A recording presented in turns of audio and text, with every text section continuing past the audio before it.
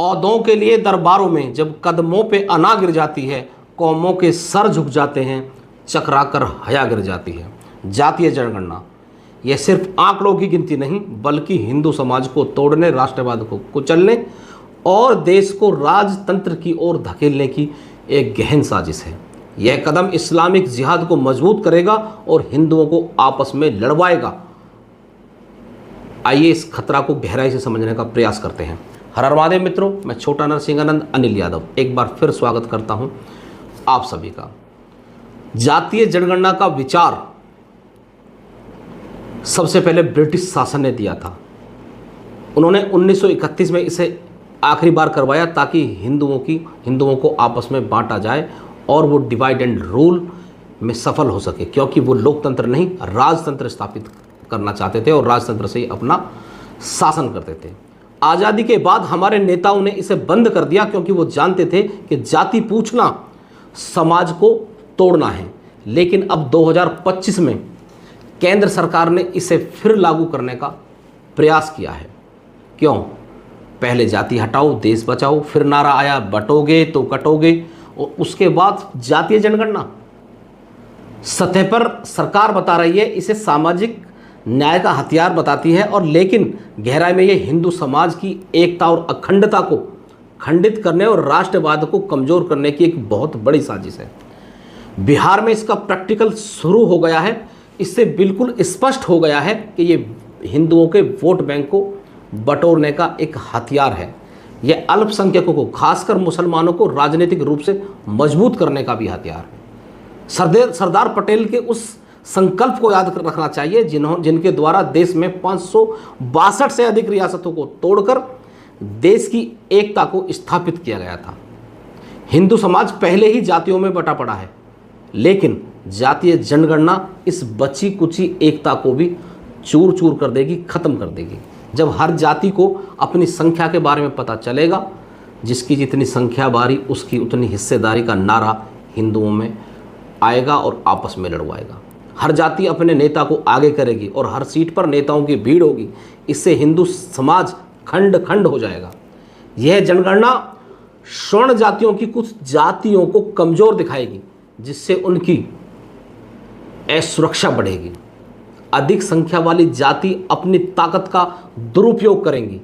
इस जनगणना से हिंदू मुस्लिम मुद्दों से ध्यान हटेगा और हिंदू आपस में लड़ मरेगा, जिससे मुसलमान इस मौके का फ़ायदा उठाकर राजनीतिक तौर पर बहुत मजबूत हो जाएगा। यह जनगणना हिंदुओं के खिलाफ एक सुनियोजित षड्यंत्र हो सकता है, जो हमें कमज़ोर करेगा और हमारी एकता को नष्ट करेगा। जातीय जनगणना सिर्फ हिंदुओं को नहीं, बल्कि जो लोग राष्ट्रवाद पर विश्वास रखते हैं उनके राष्ट्रवाद को भी कुचलने की एक बड़ी साजिश है। राष्ट्रवाद वह भावना है जो देश को पहले की सोच देती है, लेकिन ये जनगणना हमें जातियों के खांचे में बांट देगी और हिंदू एकता कमजोर होगी और राष्ट्रवाद की जगह जातिवाद प्रबल होगा। जब समाज बटेगा तो ऐसी अस्थिरता बढ़ेगी। ऐसी स्थिति में ताकतवर नेता या समूह लोकतंत्र को खत्म करके राजतंत्र थोपने की कोशिश करेंगे। नीतीश कुमार और चंद्रबाबू नायडू जैसे नेताओं का दबाव इस जनगणना के पीछे साफ तौर पर नजर आता है, क्योंकि ये सरकार की जिंदा और मजबूत दोनों बगल की बैसाखी है। ये जनगणना इस्लामिक जिहाद को मजबूत करेगी, क्योंकि हिंदुओं का ध्यान आपसी लड़ाई में उलझ जाएगा। इससे देश की नींव कमजोर होगी और देश गर्त में जाएगा। यह कदम राष्ट्रवाद और लोकतंत्र के खिलाफ एक खुला युद्ध है। क्या ये जनगणना वन मैन वन प्रॉपर्टी जैसे कानून की राह खोलेगी? यह एक बड़ा सवाल है। कुछ लोग मानते हैं कि इससे हिंदुओं को, खासकर हिंदुओं के दो खास वर्गों की संपत्ति को छीना जाएगा और अल्पसंख्यकों के नाम पर मुसलमानों को बांट दिया जाएगा। पहले भी सरकार इस कानून को लागू करने की कोशिश कर चुकी है, लेकिन आरएसएस ने इसका विरोध कर यह लागू नहीं होने दिया था।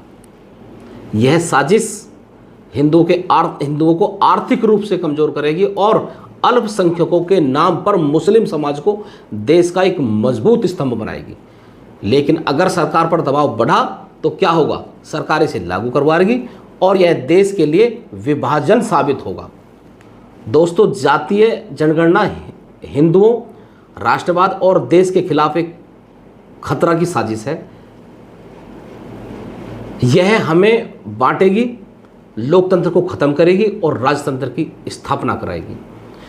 जब विपक्ष ने इसकी मांग की तो सरकार मौन थी और देश के तथाकथित बुद्धिजीवी चिल्ला रहे थे कि देश को बांटने की साजिश है जातीय जनगणना के द्वारा, हम ऐसा कदापि नहीं होने देंगे। लेकिन जब अब सरकार ने इसे लागू करने का प्रयास किया तो वही तथाकथित बुद्धिजीवी कह रहे हैं ये सरकार का मास्टर स्ट्रोक है, ट्रम्प कार्ड है। लेकिन मैं आपको बता दूं कि ये देश को इस्लामिक कट्टरपंथियों के द्वारा गर्त में ले जाने की एक बड़ी साजिश है। मित्रों, आप इस बारे में क्या सोचते हैं? आप इस पर क्या विचार रखना चाहते हैं? कमेंट बॉक्स में ज़रूर बताएं। मिलते हैं अगले वीडियो में, तब तक के लिए हर हर महादेव।